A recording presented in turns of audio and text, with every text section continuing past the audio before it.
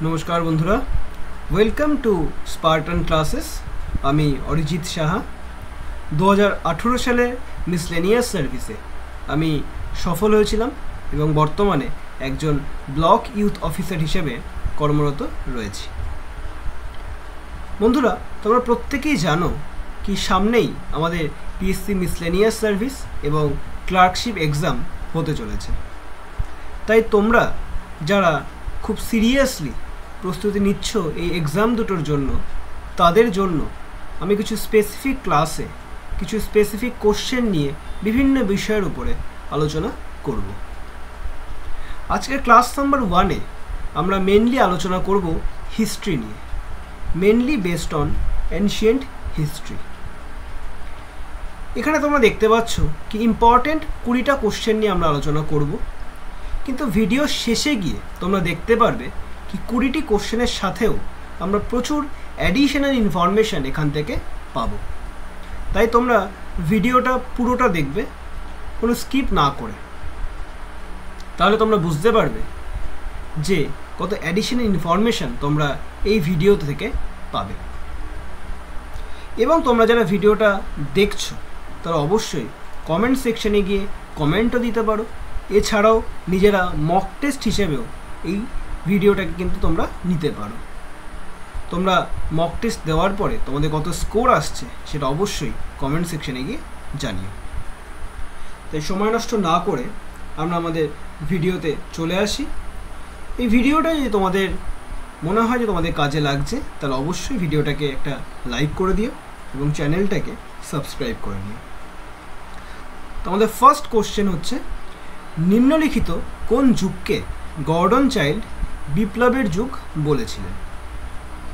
Option A প্রাচীন প্রস্তর যুগ, অপশন বি মধ্যপ্রস্তর যুগ, অপশন সি নব্যপ্রস্তর যুগ, অপশন ডি হরপ্পা যুগ। এর সঠিক উত্তর তোমরা কমেন্ট সেকশনে আমাকে জানাবে। এর সঠিক উত্তর হচ্ছে অপশন সি নব্যপ্রস্তর যুগ। গর্ডন চাইল্ড নব্যপ্রস্তর যুগকে বিপ্লবের যুগ বলেছিলেন বা নিওলিথিক রেভলিউশন বলেছিলেন। এবার আমরা 1 by 1 অপশানে চলে আসি। ফার্স্ট অপশন এ প্রাচীন প্রস্তর যুগ। এই প্রাচীন প্রস্তর যুগ থেকে একটু অ্যাডিশনাল ইনফরমেশন আমরা জেনে নিই। ফার্স্ট হচ্ছে কোয়ার্টজাইট যুগ বলা হতো প্রাচীন প্রস্তর যুগকে। কেন?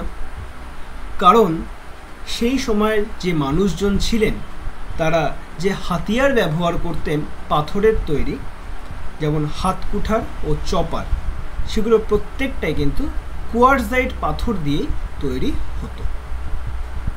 নেক্সট হচ্ছে প্রাচীন প্রস্তর যুগের মানুষজন কিন্তু মেনলি ছিল হচ্ছে খাদ্য সংগ্রাহক, এবং এই প্রাচীন প্রস্তর যুগের শেষের দিকেই কিন্তু মানুষ আগুনের ব্যবহার শুরু করেছিল। তাহলে এখান থেকে আমরা 3টে আরও অ্যাডিশনাল ইনফরমেশন জানতে পারব। এবার আমরা চলে আসি অপশান বিতে। অপশান বি মধ্যপ্রস্তর যুগ। মধ্যপ্রস্তর যুগকে কিন্তু মাইক্রোলিথিক যুগও বলা হয়। কেন? কারণ মাইক্রোলিথিক, দেখো এই কথাটার মধ্যেই কিন্তু মানেটা রয়েছে। মাইক্রো কথা অর্থ আমরা জানি কি ছোট, আর লিথিক কথার মানে হচ্ছে কি না পাথর। সুতরাং এই মধ্যপ্রস্তর যুগে মানুষ যে হাতিয়ার ব্যবহার করত তার আকার কিন্তু এই প্রাচীন প্রস্তর যুগের মানুষ যে ব্যবহৃত হাতিয়ারের তুলনায় ছোট ছিল, সেই জন্য একে মাইক্রোলিথিক যুগও বলা হতো। এই সময়কার মধ্যপ্রস্তর যুগের মানুষজন মেনলি শিকার করত এবং মধ্যপ্রস্তর যুগের শেষের দিকে মানুষ পশুপালন করা স্টার্ট করেছিল। তাহলে প্রাচীন প্রস্তর যুগে আগুনের ব্যবহার, মধ্যপ্রস্তর যুগে পশুপালন শুরু করেছিল। এবার অপশন সি নব্যপ্রস্তর যুগ। কেন গর্ডন চাইল্ড একে নিওলিথিক রেভলিউশন বলেছিলেন? এর পিছনে বেশ কয়েকটি কারণ রয়েছে।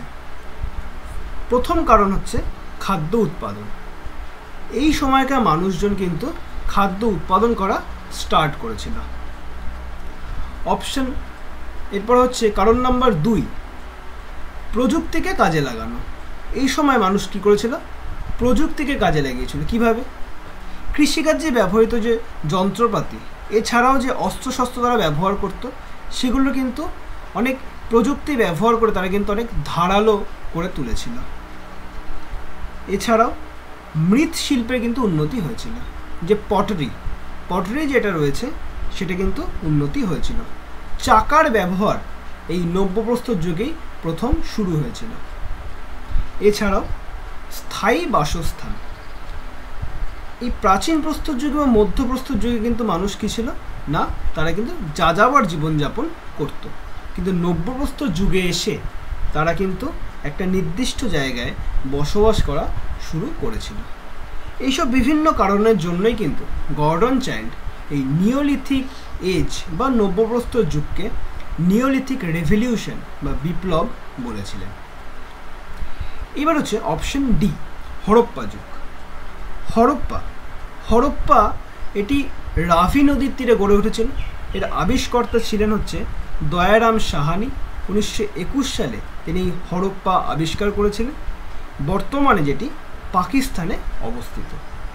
তাহলে তোমরা দেখতে পাচ্ছ কি কোশ্চেন নাম্বার 1 এবং তার অপশান নিয়ে আমরা ইন ডিটেলসে আলোচনা করলাম। এইভাবেই আমরা বাকি আরও 19টা কোশ্চেন নিয়ে আলোচনা করব এবং তার অপশান নিয়েও ইন ডিটেলসে আলোচনা করব। তাহলে আমরা চলে আসি নেক্সট কোশ্চেনে। নেক্সট কোশ্চেন হচ্ছে,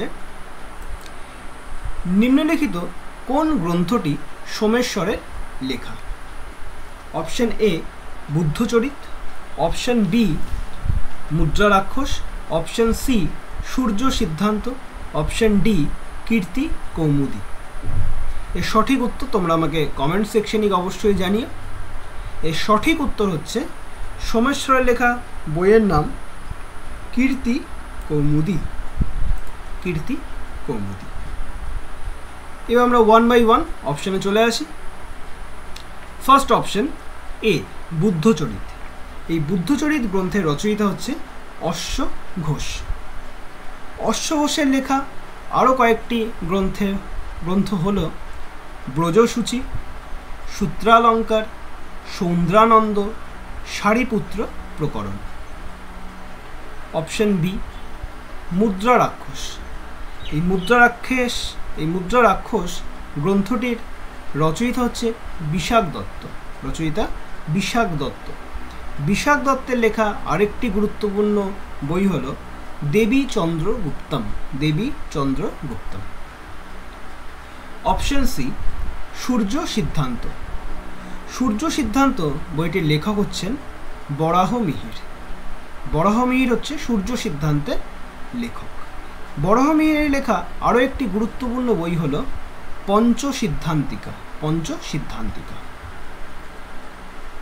অপশন ডি কীর্তি কৌমুদী, এটি সোমেশ্বরের লেখা বই। তাহলে বোঝা গেল আমরা ইন ডিটেলসে অপশন নিয়ে আলোচনা করলাম। নেক্সট আমরা চলে আসি 3 নম্বর কোশ্চেনে। 3 নম্বর কোশ্চেন বলেছে, নাসিক প্রশস্তি এর রচয়িতা কে? খুব ইম্পর্ট্যান্ট একটা কোশ্চেন। তোমরা এর আগেও বিভিন্ন পরীক্ষায় কোশ্চেনটা পেয়েছো এবং সামনে যেসব এক্সাম হতে চলেছে সেই সব পরীক্ষাতেও তোমরা এই কোশ্চেনটাকে কিন্তু দেখতে পাবে। নাসিক প্রশস্তির রচয়িতা কে? Option A Gautami Balashri, option B Harisena, option C Ravikirti, option D Nayanika. তাহলে এর সঠিক উত্তর হচ্ছে নাসিক প্রশস্তির রচয়িতা হচ্ছে অপশন এ গৌতমী বলশ্রী।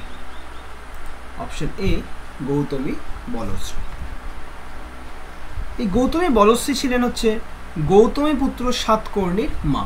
গৌতমীপুত্র সাতকর্ণী কে ছিলেন? সাতবাহন বংশের সর্বশ্রেষ্ঠ রাজা কিন্তু ছিলেন গৌতমীপুত্র সাতকর্ণী। তার মা ছিলেন গৌতমী বলশ্রী। এই নাসিক প্রশস্তি তারই রচনা। নেক্সট অপশন হচ্ছে অপশন বি হরিসেনের লেখা প্রশস্তি হচ্ছে এলাহাবাদ প্রশস্তি হরিসেন করেছিলেন। তিনি ছিলেন সমুদ্রগুপ্তের সভাকবি। কে ছিলেন? হরিসেন। অপশন সি রবি কীর্তির আইহোল প্রশস্তি। আইহোল প্রশস্তি যেটি দ্বিতীয় পুলকেশীকে নিয়ে লেখা। তিনি বাতাপির চালুক্য বংশের সর্বশ্রেষ্ঠ সম্রাট ছিলেন। তাহলে দ্বিতীয় পুলকেশীকে নিয়ে লেখা আইহোল প্রশস্তির রচয়িতা হলেন রবি কীর্তি। Option D নায়নিকা। নায়নিকা হলো প্রথম সাতকর্ণের স্ত্রী ছিলেন। এই নায়নিকার রচিত শিলালিপি হলো নানঘাট শিলালিপি। নানঘাট শিলালিপি যেটি প্রথম সাতকর্ণের উদ্দেশ্যে তিনি রচনা করেছিলেন। তিনি ছিলেন প্রথম সাতকর্ণের স্ত্রী। কোশ্চেন নাম্বার 4-এ আমরা চলে আসি। কোশ্চেন নাম্বার 4-এ আমাদের বলেছে সিন্ধু সভ্যতার কেন্দ্রগুলির মধ্যে যেটি রাজস্থানে অবস্থিত, এর মধ্যে কোনটি রাজস্থানে অবস্থিত?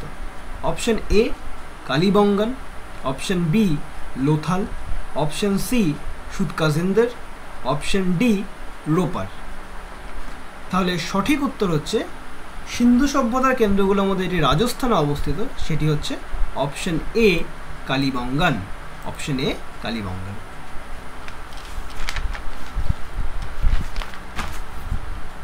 কালীবঙ্গান এর কথা অর্থ হচ্ছে কালো বালা। এই কালীবঙ্গান গড়ে উঠেছে ঘাঘর নদীর তীরে। আবিষ্কর্তা হলেন অমলানন্দ ঘোষ এবং বি.কে. থাপার। এই কালীবঙ্গানে কিন্তু উটের হাড় পাওয়া গিয়েছিল এবং প্রাচীনতম নিদর্শন হিসেবে লাঙলের ব্যবহারও দেখতে পাওয়া গিয়েছিল এই কালীবঙ্গানে। এছাড়াও যজ্ঞের যে বেদি সেটাও দেখতে পাওয়া গিয়েছিল এই কালীবঙ্গানে, যেটা বর্তমানে রাজস্থানে অবস্থিত। Option B Lothal. এই লোথাল বর্তমানে গুজরাটে অবস্থিত। ভোগাবা এবং সবরমতী নদীর সঙ্গমস্থলে এই লোথাল গড়ে উঠেছে। 1957 সালে এস.আর. রাও এইটি আবিষ্কার করেছিলেন। এখান থেকে অ্যাডিশনাল আরও কিছু ইনফরমেশন আমরা জেনে নিই। লোথাল হচ্ছে পৃথিবীর প্রথম সামুদ্রিক বন্দর। এছাড়াও হরপ্পার ম্যানচেস্টারও কিন্তু বলা হতো কাকে? লোথালকে, কারণ বস্ত্র ব্যবসার জন্য।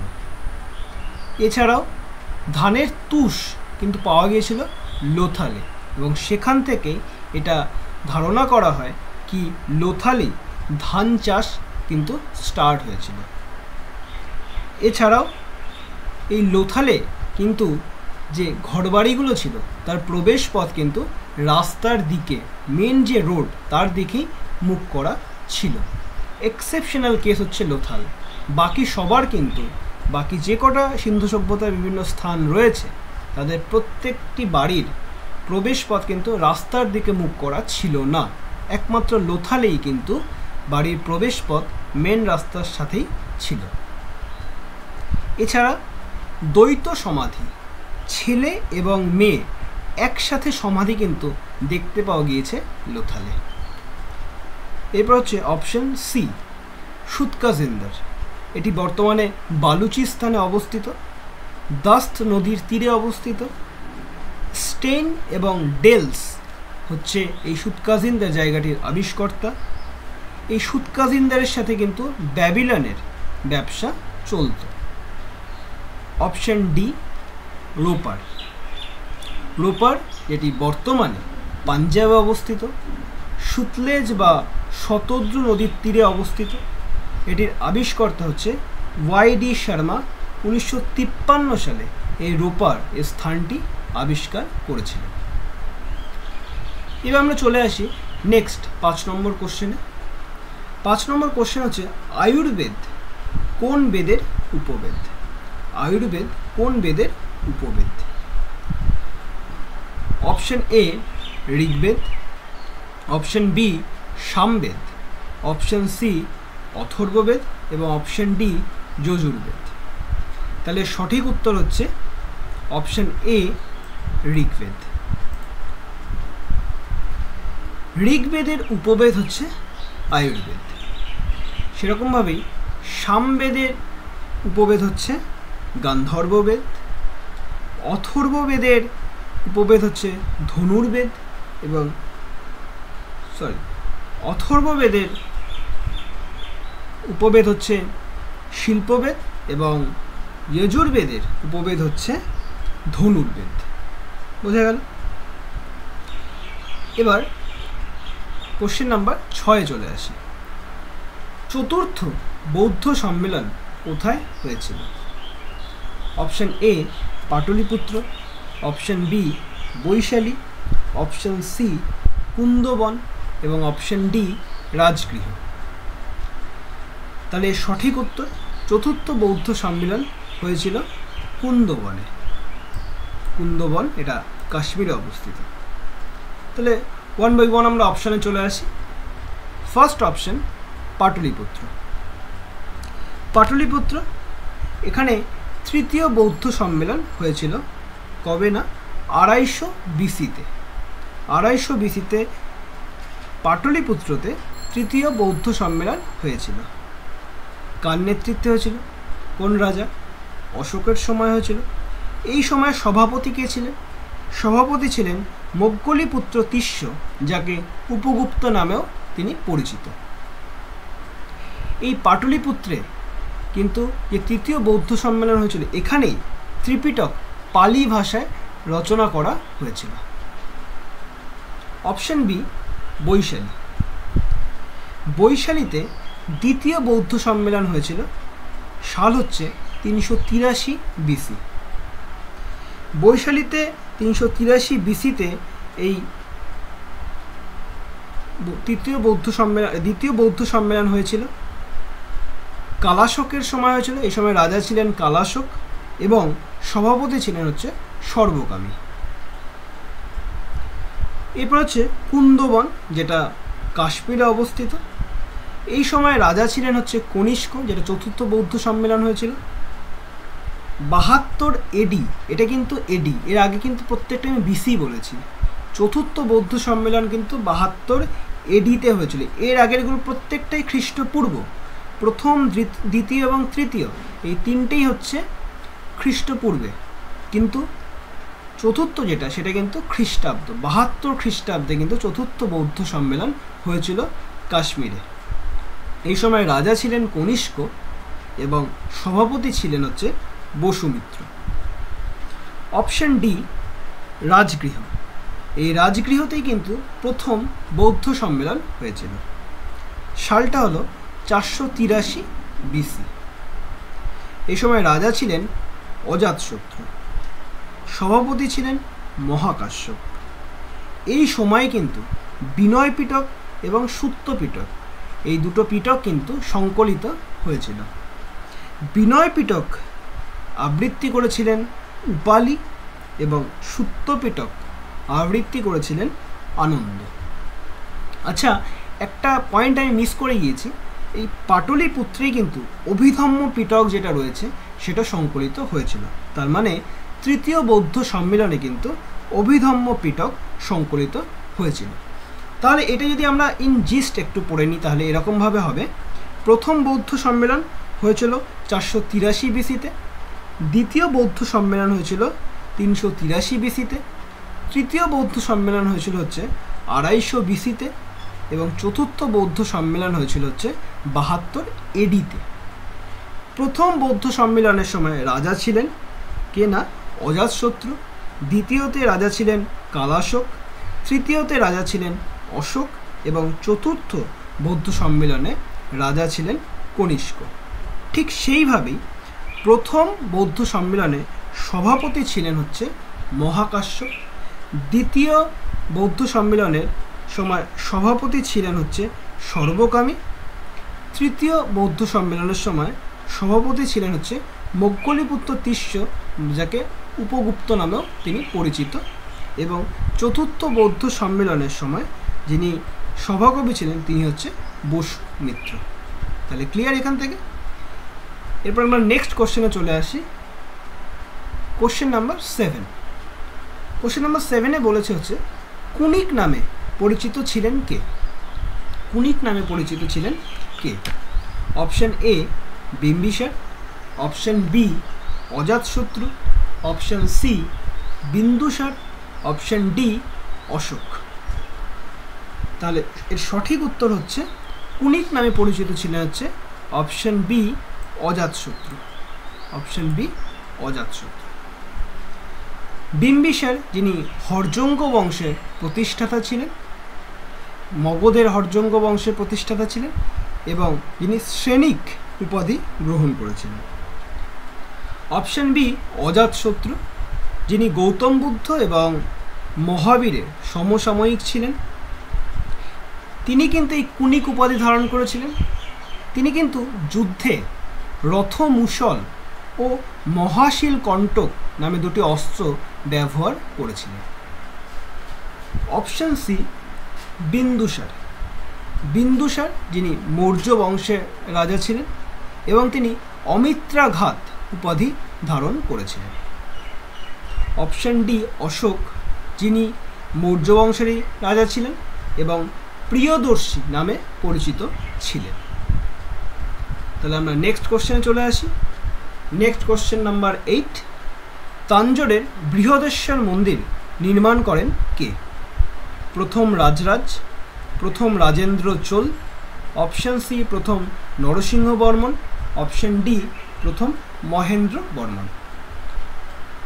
এর সঠিক উত্তর হচ্ছে তাঞ্জোরের বৃহদেশ্বর মন্দির নির্মাণ করেছিলেন প্রথম নরসিংহ বর্মন।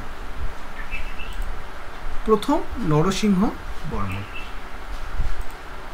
প্রথম নরসিংহ বর্মন কিন্তু তাঞ্জোরের বৃহদেশ্বর মন্দির নির্মাণ করেছিলেন। এবার আমরা অপশানে চলে আসি। প্রথম অপশন এ প্রথম রাজরাজ। তিনি চোল বংশের রাজা ছিলেন। তিনি বঙ্গোপসাগরকে কিন্তু চোল হ্রদে পরিণত করেছিলেন। এছাড়াও অনুরাধাপুরের শিব মন্দির কিন্তু তিনি স্থাপন করেছিলেন। অপশন বি প্রথম রাজেন্দ্র চোল। তিনি গঙ্গাইকোন্ড চোল নামে পরিচিত হয়েছিলেন।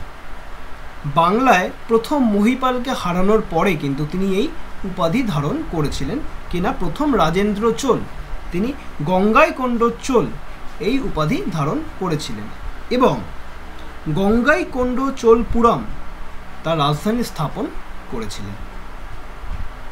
অপশন সি, অপশন সি হচ্ছে প্রথম নরসিংহ বর্মন।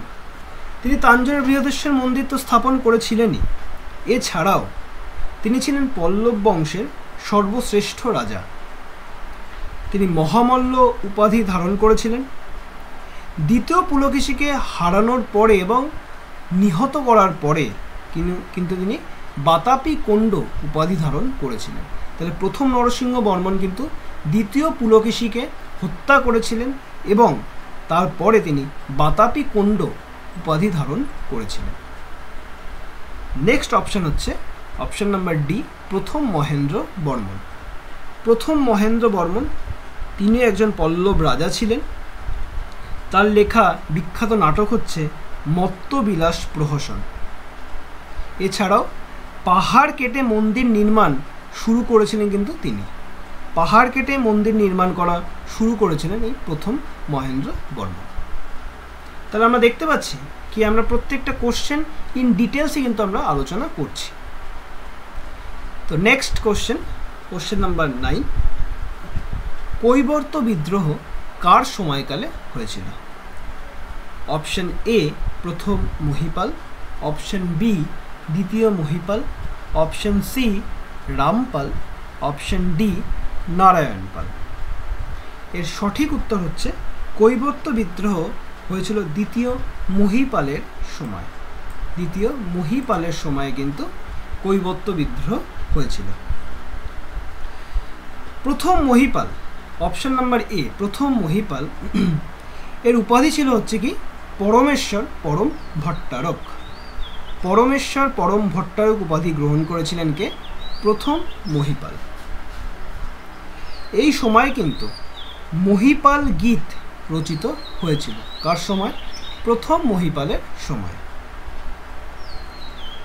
নেক্সট হচ্ছে দ্বিতীয় মহিপাল। এই দ্বিতীয় মহিপালের সময় কিন্তু এই কৈবর্ত বিদ্রোহ হয়েছিল। কার নেতৃত্বে হয়েছিল? দিব্য বা দিব্যকের নেতৃত্বে হয়েছিল। এই কৈবর্ত বিদ্রোহকে কিন্তু রামচরিত, সন্ধ্যাকার নন্দী রচিত রামচরিতে অনিকাম ধর্ম বিপ্লবম নামে আখ্যায়িত করা হয়েছিল। এছাড়া রামপাল এবং তারপরে হচ্ছে নারায়ণ পাল। নারায়ণ পাল বাদল স্তম্ভ লেখ থেকে নারায়ণ পাল সম্পর্কে কিন্তু আমরা জানতে পারি। Next question number 10। জনপদীয় যুগে বর্তমান দিল্লির কি নাম ছিল? আমরা প্রত্যেকেই জানি কি ষোড়শ মহাজনপদ, যেখানে 16টি জনপদের কথা বলা হয়েছিল। তো এই জনপদীয় যুগে বর্তমান দিল্লি কি নাম ছিল? Option A Kashi, option B Kosala, option C Kuru, option D Kamboja. তো সঠিক উত্তর হচ্ছে অপশন সি কুরু। তাহলে আমরা চলে আসি ফার্স্ট অপশন নাম্বার এ কাশী, যার রাজধানী ছিল কি বেনারস বা বারাণসী। অপশন বি কোশল, যার রাজধানী ছিল হচ্ছে শ্রাবস্তি। কোশলের রাজধানী ছিল শ্রাবস্তি। এই দিল্লির আগের নাম ছিল কুরু, যার রাজধানী ছিল হচ্ছে ইন্দ্রপ্রস্থ। এবং কম্বোজ, যার রাজধানী ছিল কি রাজপুর। তাহলে দেখো এই চারটেই কিন্তু আমাদের কি মহাজনপদের চারটে জনপদ ছিল এবং তার রাজধানীগুলো কিন্তু আমরা ইন ডিটেলসে জেনে নিলাম। এরপরে নেক্সট কোশ্চেন আমরা চলে আসি কোশ্চেন নাম্বার 11। কোশ্চেন নাম্বার 11তে বলা হয়েছে দান সাগর অদ্ভুত সাগর গ্রন্থের রচয়িতা কে? দান সাগর ও অদ্ভুত সাগর গ্রন্থের রচয়িতা কে? Option A Halayudha, option B Jimutavahana, option C Jayadeva, option D Ballal Sen. তাহলে সঠিক উত্তর হচ্ছে option D Ballal Sen. Option D Ballal Sen. Option A Halayudha. হলায়ুদের লেখা গ্রন্থের নাম হলো ব্রাহ্মণ সর্বস্ব, শৈব সর্বস্ব। দুটি গুরুত্বপূর্ণ বই হলায়ুদের লেখা। Option B Jimutavahana. জিমুদ্বাহনের লেখা বিখ্যাত একটি বই হলো দায়ভাগ। দায়ভাগ জিমুদ্বাহনের লেখা। Option number C Jayadeva. Jayadeva রচিত গ্রন্থের নাম গীত গোবিন্দ। এবং option number D Ballal Sen, তার লেখা বই হচ্ছে দান সাগর এবং অদ্ভুত সাগর। এই অদ্ভুত সাগর কিন্তু কমপ্লিট করেছিলেন কে না লক্ষণ সেন, কারণ অদ্ভুত সাগরের শেষাংশটি কিন্তু লক্ষণ সেন কমপ্লিট করেছিলেন। এবার নেক্সট কোশ্চেন নাম্বার 12। কোশ্চেন হচ্ছে কনিষ্কের রাজধানী কোথায় ছিল? কনিষ্কের রাজধানী কোথায় ছিল? Option number A Purushapura, option B Kannauj, option C Taxila, option D Mathura. কনিষ্কের রাজধানী ছিল option A Purushapura. Option A Purushapura, যেটি বর্তমানে পেশোয়ারে, পাকিস্তানের পেশোয়ারে অবস্থিত। অপশন বি কনৌজ, যেটা বর্তমানে ইউপিতে অবস্থিত। Option C Taxila. ষোড়শ মহাজনপদের মধ্যে একটি মহাজনপদ ছিল গান্ধার। এই গান্ধারের রাজধানী ছিল হচ্ছে তক্ষশিলা। এবং one of the oldest university in the world হচ্ছে এই Takshashila university. Option D Mathura. এই মথুরা ছিল হচ্ছে কনিষ্কের দ্বিতীয় রাজধানী। তাহলে প্রথম রাজধানী ছিল হচ্ছে পুরুষপুর এবং মথুরা ছিল সেকেন্ড ক্যাপিটাল কনিষ্কের। বোঝা গেল? এবার হচ্ছে কোশ্চেন নাম্বার 13। কোশ্চেন নাম্বার 13, অশোকের কততম মুখ্য অনুশাসন থেকে কলিঙ্গ যুদ্ধ সম্পর্কে জানা যায়? Major rock addict. অশোকের কততম মেজর রক এডিক্ট থেকে কলিঙ্গ যুদ্ধ সম্পর্কে জানা যায়? অপশন এ পঞ্চম, অপশন বি চতুর্থ, অপশন সি ত্রয়োদশ, অপশন ডি প্রথম। সবার প্রথমে এটা তোমাদের জেনে রাখা দরকার কি অশোকের সময় 14টি মেজর রক এডিক্ট ছিল, 7টি মাইনর রক এডিক্ট ছিল এবং 13টি পিলার এডিক্ট ছিল। এবার আমরা অপশানে চলে আসি। তাহলে সঠিক উত্তর হচ্ছে ত্রয়োদশ, অপশন সি ত্রয়োদশ। ত্রয়োদশ মুখ্য অনুশাসন থেকে আমরা কলিঙ্গ যুদ্ধ সম্পর্কে জানতে পারি। পঞ্চম থেকে আমরা কি জানতে পারি? পঞ্চম থেকে আমরা জানি ধর্ম মহামাত্র যে নিয়োগ, যারা ধর্মের প্রচার করত তাদের নিয়োগের কথা কিন্তু আমরা পঞ্চম মুখ্য অনুশাসন থেকে জানতে পারি। চতুর্থ থেকে আমরা জানতে পারি অশোক ভেরি ঘোষ থেকে ধম্মঘোষের যে নীতি গ্রহণ করেছিলেন সেটা সম্পর্কে আমরা জানতে পারি চতুর্থ মুখ্য অনুশাসন থেকে। ত্রয়োদশ থেকে আমরা কলিঙ্গ যুদ্ধ সম্পর্কে জানতে পারি, যেটা 261 বিসিতে হয়েছিল এবং দয়া নদীর তীরে হয়েছিল। এবং option D first major rock addict থেকে আমরা পশু বলি যে নিষিদ্ধকরণের কথা সেটা সম্পর্কে আমরা জানতে পারি। তাহলে আমরা এরপরে নেক্সট কোশ্চেনে চলে আসি। Next question number 14। জৈন তীর্থঙ্কর মহাবীরের ব্যবহৃত প্রতীক কী ছিল? জৈন তীর্থঙ্কর মহাবীরের ব্যবহৃত প্রতীক কী ছিল? অপশন এ কলসি, অপশন বি সর্প, অপশন সি সিংহ, অপশন ডি ষাঁড়। এর সঠিক উত্তর তোমরা অবশ্যই আমাকে কমেন্ট সেকশনে কিন্তু জানাবে। এর সঠিক উত্তর হচ্ছে মহাবীরের ব্যবহৃত প্রতীক ছিল হচ্ছে অপশন নাম্বার সি সিংহ। তাহলে কলসি, অপশন নাম্বার এ কলসি কার প্রতীক ছিল? কলসি ছিল মল্লিনাথ, যিনি 19তম জৈন তীর্থঙ্কর ছিলেন। এখান থেকে একটা ইম্পর্ট্যান্ট কোশ্চেন অ্যারাইজ হয়, সেটা হচ্ছে এই মল্লিনাথ কিন্তু একমাত্র মহিলা জৈন তীর্থঙ্কর ছিলেন, যিনি 19তম জৈন তীর্থঙ্কর, যার ব্যবহৃত প্রতীক ছিল কলসি। অপশন বি সর্প।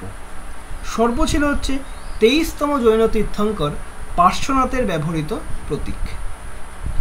সিংহ এটা 24তম জৈন তীর্থঙ্কর মহাবীরের প্রতীক। এবং ষাঁড় যেটি প্রথম তীর্থঙ্কর জৈন তীর্থঙ্কর ঋষভনাথের প্রতীক ছিল। এই ঋষভনাথের কথা কিন্তু ঋগ্বেদে উল্লেখ করা হয়েছিল। এছাড়াও আর একজন জৈন তীর্থঙ্কর ছিলেন যার নাম ছিল অরিষ্ঠ নেমিনাথ, যার চিহ্ন ছিল বা প্রতীক ছিল হচ্ছে শঙ্খ।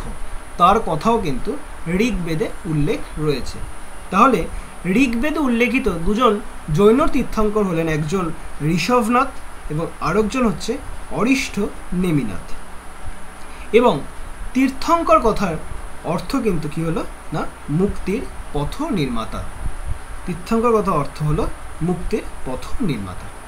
ক্লিয়ার? এরপরে আমরা নেক্সট কোশ্চেনে চলে আসি। Question number 15। কোশ্চেন নাম্বার 15তে বলেছে সিন্ধু সভ্যতার কোন প্রত্নক্ষেত্রে জল সংরক্ষণের জন্য ব্যবহৃত জলাশয়ের নিদর্শন পাওয়া গেছে? এই কোশ্চেনটা কিন্তু একবার ইউপিএসসি সিএপিএফ পরীক্ষাতেও এসেছিল। Option A Dholavira, option B Harappa, option C Mohenjodaro, option D Rakhigarhi. এর সঠিক উত্তর হচ্ছে option number A Dholavira. Option number A Dholavira. এই ধোলাভিরা বর্তমানে গুজরাটের কচ্ছ জেলায় অবস্থিত এবং এই স্থানটির আবিষ্কর্তা হলেন জেপি যোশী। 1967 সালে তিনি ধোলাভিরা আবিষ্কার করেছিলেন। হরপ্পা সম্পর্কে আমরা এর আগেই ইন ডিটেলসে জেনেছি। হরপ্পায় কিন্তু প্রথম রেড স্টোন ডান্সিং গার্লের মূর্তি পাওয়া গিয়েছিল। এরপর হচ্ছে অপশন সি মহেঞ্জোদারো। মহেঞ্জোদারো কথাটি অর্থ হচ্ছে মৃতের স্তূপ বা মাউন্ট অফ দ্য ডেথ বলা হয়। এটি সিন্ধু নদীর তীরে অবস্থিত। 1922 সালে আর.ডি. ব্যানার্জি এই মহেঞ্জোদারো স্থানটি আবিষ্কার করেছিলেন। এছাড়াও বৃহৎ স্নানাগার এবং বৃহৎ শস্যাগার কিন্তু এই মহেঞ্জোদারোতেই পাওয়া গিয়েছিল। ব্রোঞ্জ ডান্সিং গার্ল এই মহেঞ্জোদারোতে পাওয়া গিয়েছে। এছাড়াও মাদার গডেস এবং পশুপতির সিল কিন্তু পাওয়া গিয়েছে মহেঞ্জোদারোতে।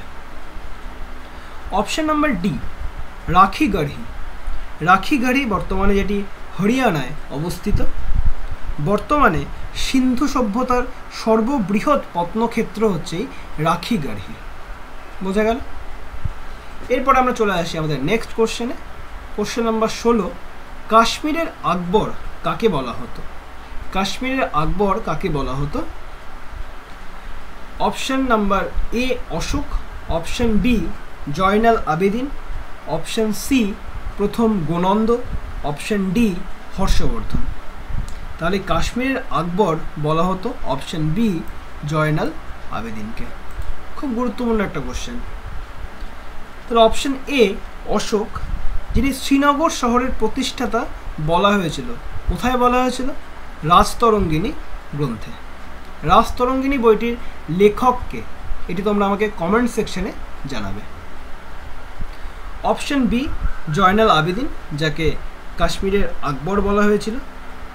অপশন সি প্রথম গোনন্দ, যাকে কাশ্মীরের প্রথম রাজা, কিন্তু এই প্রথম গোনন্দ ছিলেন। অপশন ডি হর্ষবর্ধন, তিনি ছিলেন হচ্ছে থানেশ্বরের পুষ্যবতী বংশের রাজা, যিনি 606 খ্রিস্টাব্দে সিংহাসনে বসেছিলেন।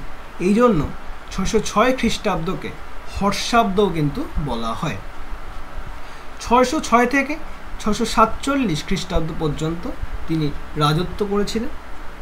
এই হর্ষবর্ধনের রচিত কয়েকটি বিখ্যাত নাটক হল নাগানন্দ, রত্নাবলী ও প্রিয়দর্শিকা। হর্ষবর্ধনের সভাকবি ছিলেন হচ্ছে বাণভট্ট। বাণভট্টের লেখা দুটি গ্রন্থ হচ্ছে কাদম্বরী ও হর্ষচরিত। হর্ষবর্ধনের প্রাপ্ত উপাধির নাম ছিল হচ্ছে শিলাদিত্য এবং সকলোত্তর পথনাথ। তাহলে ক্লিয়ার? এরপরে আমরা চলে আসি কোশ্চেন নাম্বার 17। কোশ্চেন নাম্বার 17-এ বলেছে কার রাজসভায় পঞ্চরত্ন ছিলেন? তাহলে পঞ্চরত্ন কার রাজসভা আলোকিত করেছিলেন? Option number A Ballal Sen, option number B Vijay Sen, option number C Lakshman Sen, option number D Dharmapala. তাহলে সঠিক উত্তর হচ্ছে পঞ্চরত্ন লক্ষণ সেনের রাজসভা কিন্তু অলঙ্কৃত করেছিলেন। Option number A Ballal Sen, যিনি কৌলিন্য প্রথার প্রবর্তক ছিলেন। এই কৌলিন্য প্রথা কিন্তু মূলত 3টি শ্রেণীর মধ্যে তিনি প্রচার করেছিলেন। 3টি শ্রেণী কী কী? ব্রাহ্মণ, বৈদ্য ও কায়স্থ। এছাড়াও তার রচিত গ্রন্থের নাম হচ্ছে দানসাগর ও অদ্ভুত সাগর। বিজয় সেন, বিজয় সেন কে ছিলেন? সেন বংশের প্রকৃত প্রতিষ্ঠাতা ছিলেন কিন্তু বিজয় সেন। দেওপাড়া শিলালিপি, যেটি উমাপতি ধরে রচিত, এই দেওপাড়া শিলালিপি থেকে কিন্তু বিজয় সেন সম্পর্কে জানা যায়। Option number C Lakshman Sen, এর প্রধানমন্ত্রী ছিল হচ্ছে হলায়ুধ। লক্ষণ সেনের প্রধানমন্ত্রী কারা কে ছিলেন? না হলায়ুধ। এবং এই সময়ে লক্ষণ সেন যখন সিংহাসনে বসেছিলেন, সেই সময় থেকে কিন্তু লক্ষণ সম্বত চালু হয়েছিল। নেক্সট হচ্ছে ধর্মপাল। ধর্মপাল, যার উপাধি ছিল হচ্ছে পরমেশ্বর পরম ভট্টারক, তার রাজধানী ছিল হচ্ছে পাটলিপুত্র এবং প্রধানমন্ত্রী ছিলেন হচ্ছে ব্রাহ্মণ গর্গ। তাহলে অপশানটা নিয়ে আমরা পুরোটাই আলোচনা করলাম। এবার জেনে নেওয়া যাক পঞ্চরত্ন, এই পঞ্চরত্নের নাম। পঞ্চরত্ন ফার্স্ট ছিলেন হচ্ছে Umapatidhar, second ধৈ, third Joydeb, fourth শরণ এবং ফিফথ গোবর্ধন। এই 5 জন ছিলেন পঞ্চরত্ন, যারা লক্ষণ সেনের রাজসভা অলঙ্কৃত করেছিলেন। উমাপতিধরের লেখা বইয়ের নাম বিখ্যাত বই চন্দ্রচূড় চরিত, ধৈর লেখা বিখ্যাত বই পবনদূত, জয়দেবের লেখা বিখ্যাত বই গীতগোবিন্দ এবং গোবর্ধনের লেখা বিখ্যাত বই হচ্ছে আর্য সপ্ত সতী। ক্লিয়ার? এরপর আমরা নেক্সট কোশ্চেনে চলে আসি।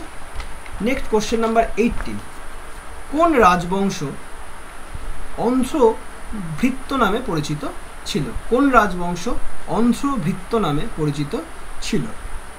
অপশন নাম্বার এ শুঙ্গ বংশ, অপশন নাম্বার বি সাতবাহন বংশ, অপশন সি গুপ্ত বংশ এবং অপশন ডি মৌর্য বংশ। তাহলে অন্ধ্রভিত্ত নামে পরিচিত ছিল কোন রাজবংশ? এর সঠিক উত্তর হচ্ছে অপশন নাম্বার বি সাতবাহন বংশ। সাতবাহন বংশ। তাহলে অপশন নাম্বার এ শুঙ্গ বংশ। এর প্রতিষ্ঠাতা কে ছিলেন? পুষ্যমিত্র শুঙ্গ। তিনি মৌর্য রাজা বৃহদ্রথকে মেরে কিন্তু তিনি এই বংশের প্রতিষ্ঠা করেছিলেন। সাতবাহন বংশ, যার প্রতিষ্ঠাতা ছিলেন হচ্ছে সিমুক। রাজধানী ছিল হচ্ছে প্রতিষ্ঠান বা পৈঠান, যেটি গোদাবরী নদীর তীরে গড়ে উঠেছিল। সেটা গুপ্ত বংশ, যার প্রতিষ্ঠাতা ছিল শ্রীগুপ্ত এবং প্রকৃত প্রতিষ্ঠাতা ছিল হচ্ছে প্রথম চন্দ্রগুপ্ত। মৌর্য বংশ। মৌর্য বংশ, যার প্রতিষ্ঠাতা ছিল হচ্ছে চন্দ্রগুপ্ত মৌর্য। 324 খ্রিস্টপূর্বাব্দে এই মৌর্য বংশের প্রতিষ্ঠা করেছিলেন Chandragupta Maurya. Next question, question number 19। এর মধ্যে কোনটি স্বরদর্শনের অংশ নয়? তাহলে সবার প্রথমে জেনে নেওয়া যাক স্বরদর্শন কি। স্বরদর্শন হচ্ছে ভারতীয় দর্শনের 6টি শাখার গভীর ও তাত্ত্বিক আলোচনাই হচ্ছে এই স্বরদর্শন, যার মধ্যে 6টি বিষয় আলোচনা করা হয়েছে। তো এই অপশনের মধ্যে কোনটি সেই স্বরদর্শনের অংশ নয়? তাহলে এর সঠিক উত্তর হচ্ছে অপশন নাম্বার সি শতপথ ব্রাহ্মণ। শতপথ ব্রাহ্মণ হচ্ছে স্বরদর্শনের অংশ নয়। তাহলে অপশন নাম্বার এ পূর্ব মীমাংসা, এটি স্বরদর্শনের একটা অংশ, যার রচয়িতা হচ্ছে জৈমিনী। উত্তর মীমাংসা, যার রচয়িতা হচ্ছে বেদব্যাস। ডি যোগ হচ্ছে পতঞ্জলি। এছাড়াও আরও 3টি স্বরদর্শন, যেটি হচ্ছে ন্যায়, যার রচয়িতা হচ্ছে গৌতম। বৈশেষিক, যার রচয়িতা হচ্ছে কনাদ। এবং সাংখ্য, যার রচয়িতা হচ্ছে কপিল। এই অপশন নাম্বার সি শতপথ ব্রাহ্মণ, এটি ছিল কিন্তু শুক্ল যজুর্বেদের ব্রাহ্মণ শাখাটার নাম। ব্রাহ্মণ যে শাখাটা ছিল এই শুক্ল যজুর্বেদ, তার ব্রাহ্মণ শাখার নাম ছিল হচ্ছে শতপথ ব্রাহ্মণ। ক্লিয়ার? তাহলে কিন্তু আমরা স্বরদর্শন নিয়ে ইন ডিটেলস আলোচনা করে ফেললাম। এরপর আমরা নেক্সট এবং last question, question number 20। Question number 20তে বলেছে এর মধ্যে কোনটি সঠিক নয়? যে জোটটা রয়েছে 4টে জোট, তার মধ্যে কোনটি সঠিক নয়? Option A Panchatantra Vishnu Sharma. Option B Dashakumara Charita Dandin. Option C Hitopadesha Narayana Sharma. Option D Meghadutam Banabhatta. এর মধ্যে সঠিক উত্তর কোনটি? এর মধ্যে সঠিক উত্তর হচ্ছে অপশন ডি মেঘদূতম বাণভট্ট। মেঘদূতম বাণভট্ট। তাহলে এই পঞ্চতন্ত্রের রচয়িতা হচ্ছে বিষ্ণু শর্মা, এটি সঠিক। দশকুমার চরিত, এটি দণ্ডিনের রচনা, এটাও সঠিক। হিতোপদেশ নারায়ণ শর্মার লেখা, এটিও সঠিক। কিন্তু এই মেঘদূতম এটি কিন্তু কালিদাসের রচনা, এটি বাণভট্টের রচনা নয়। তাহলে কালিদাস রচিত একটি মহাকাব্য হলো মেঘদূতম। কালিদাসের রচিত আরও কয়েকটি মহাকাব্য হলো কুমার সম্ভব এবং রঘুবংশম।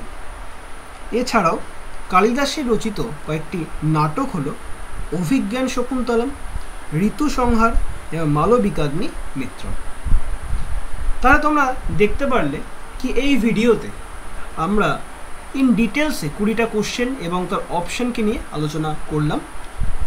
তো আমার মনে হয় তোমরা যারা ভিডিওটা পুরোটা দেখলে তারা এখান থেকে বেশ কিছু অ্যাডিশনাল ইনফরমেশান ইন ডিটেলসে জানতে পারলে, এবং আমার চেষ্টা থাকবে পরবর্তী ক্লাসগুলোতেও তোমাদের সাথে এরকম ভিডিওতে ইন ডিটেলসে আলোচনা করার চেষ্টা কিন্তু আমি করব। তো এই জন্য তোমাদের সাপোর্টটা কিন্তু ভীষণভাবে দরকার। এই জন্য তোমরা যারা ভিডিওটা পুরোটা দেখলে অবশ্যই ভিডিওটাকে একটা লাইক করো, চ্যানেলটাকে সাবস্ক্রাইব করে নিও এবং বেল বাটনটাকে ক্লিক করে রেখো। তাহলে দেখা হচ্ছে নেক্সট ভিডিওতে। ততক্ষণ অবধি সবাই খুব ভালো থেকো, মন দিয়ে পড়াশোনা করো এবং সামনের বিভিন্ন পরীক্ষার জন্য তোমাদের প্রত্যেককে অল দ্য ভেরি বেস্ট।